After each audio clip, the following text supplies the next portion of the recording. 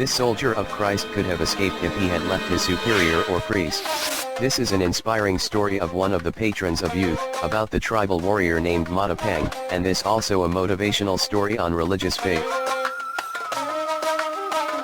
Literally, his life story could be renowned a very dejected, but figuratively, at the context, it is one of those unique stories that would inspire us as it could be entrenched in our faith, confidence and reliance. Matapang was one of those native Chamorros of Guam. He's one responsible in the killing of one of the patrons of youth, and this 14-year-old young boy was a native Cebuano from the southern part of Cebu province in Visayas. His name is Pedro Calungsod.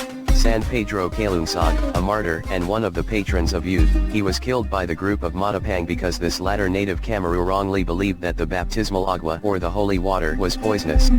At that time the young boy Pedro Calungsod was a sacristan, also known as the altar boy of the Jesuit missionary Father Diego Luis de San Vitaris, a competent and skilled sacristan among the Jesuit students. One day he was asked if he's interested to join the mission into the islands of Marianas on a purpose to Christianize and propound the gospel to the native Camaru community. The young boy Pedro preferred to accompany Father Vitaris and to be the latter's helper, convent boy and sacristan.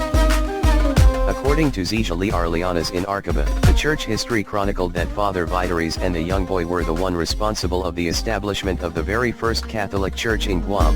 Through the efforts and sacrifices of these two servants of Christ, they successfully converted the native Camaru people from their customarily pagan belief to Christianity. At that time the native community had been in a very difficult living conditions, but despite of all hindrances which were encountered by the two servants for more than 2 years in the community, they're always still in active service to the native villagers without asking even a single antique in return, as Lianas stated. But when Pedro was 16-year-old then, as their ministry in Guam was approaching to its second quasi, impediments occurred and there was a spread of epidemic. Sad to say, they were accused by the native people of endeavoring to liquefy the traditional culture of the Camarus. One day, in 1672, from a remote and far distance area of the community there was a certain native warrior named Matapang. This guy was not informed by his wife that their child, who was in danger of death, was baptized by Father Diego Luis de San Vitaris.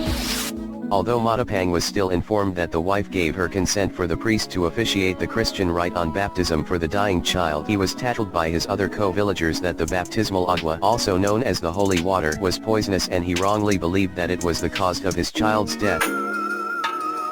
After the burial of his child, Matapang and his co-villagers secretly planned for a revenge to kill on Father de San Vitaris' assassination, while the young boy Calungsod was instructed by those Christianized native to escape and leave the village convent as soon as possible.